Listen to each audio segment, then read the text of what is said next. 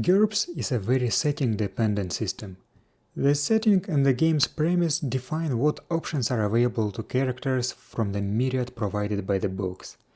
This is why there is no generic GURPS game, even though generic is in the name of the system. And this is also why it can be difficult to provide any character building advice unless a lot of context is given. GURPS has many different published setting books with different levels of depth and detail.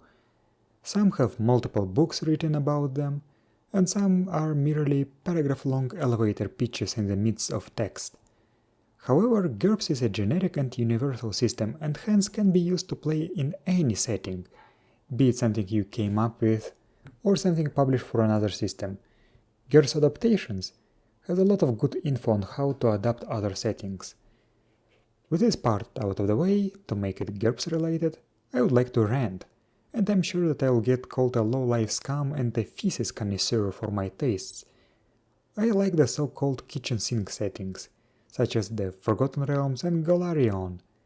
I know that it's very popular to hate and dunk on them, but I find some arguments used against them puzzling and nonsensical. First of all, what is a kitchen sink setting? Some would say that it's a setting where anything goes, a setting for which you can make a character without even knowing much about it. Such settings tend to be very expansive and have a huge number of character options. You know, all the 60 elven subraces, 50 dwarven subraces, 100 classes, and all that stuff that people like to meme about. One could make a distinction between two classes of kitchen sink settings, ones that are limited to a single genre and ones that are not. As an example of a single genre kitchen sink setting, I'd name Forgotten Realms, which is a fantasy setting, although it's actually arguable. As an example of a non-genre limited kitchen sink setting, I would name GURPS Infinite Worlds.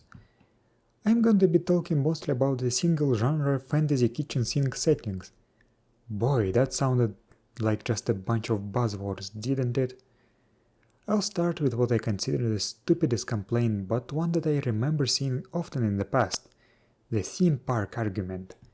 I remember people bashing Pathfinder's Golarion, claiming that it's dumb and unrealistic that, for example, you cross the border between Taldor and Kadira, and suddenly the Byzantine theme park is replaced with a Persian theme park. But isn't that what borders are for?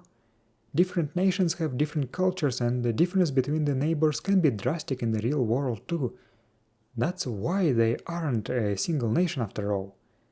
How come when one crosses the border between China and India, he suddenly sees the switch from a China theme park to an India theme park? Another complaint I've seen is that the diversity of races, cultures and traditions and options is unrealistic. I mean the actual diversity, not the diversity in the woke sense.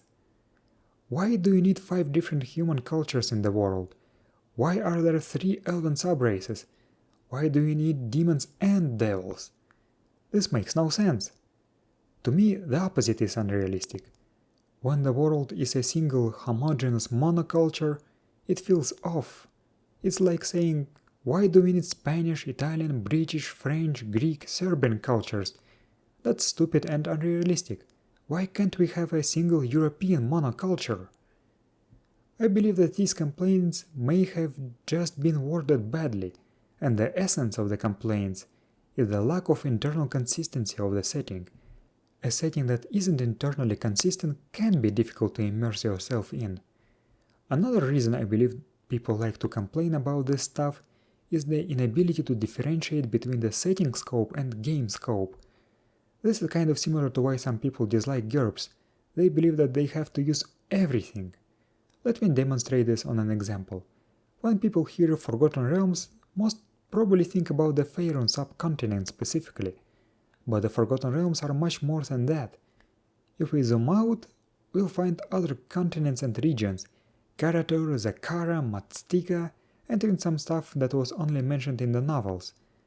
Zooming out further, we get 7 other planets of realm space. Zooming out further, we get all the other crystal spheres that contain worlds described in other D&D setting books, and even our Earth.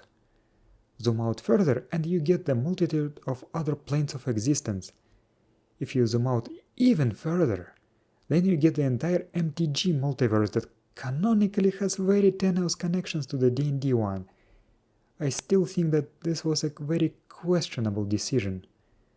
The point I'm trying to make is that while this entire D&D meta setting is enormous, and yes, you technically have access to hundreds of races, cultures and other character options, you don't need all of them for your game. Sure, if your game is set on the islands of Wa in Karatur, technically speaking, a Warforged from Eberron could make his way there.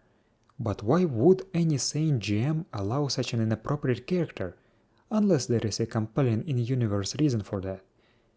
Even my own setting documents have hundreds of different races and dozens of spellcasting traditions and other character options, but once you zoom in on the place where the game will take place, only a handful of them matter. When I set up a game, I just give the players the list of options appropriate for this specific game, and it's usually 1 or 2 human cultures and maybe 1 or 2 other races, and a couple of spellcasting traditions and martial arts. I have never had a party full of tieflings, dragonborn and catfolks of different colors that you see in memes. Well, I actually did allow a catfolk character in a D&D game once that was quite inappropriate for the game, but we all made mistakes in the past. In conclusion, I have to reiterate that a good kitchen sink setting still has to be internally consistent, and you have to be able to limit the scope of options as a GM. If consistency is achieved, an expansive and diverse setting feels much more believable to me. I think fantasy kitchen sinks get a lot of undeserved flack. To me, settings like Forgotten Realms feel very lived in. My own setting is huge, but only a few parts of it have been explored in detail, but I still have many years of life ahead of me to enjoy playing, writing and complaining on the internet. Thank you for watching, I will see you next time.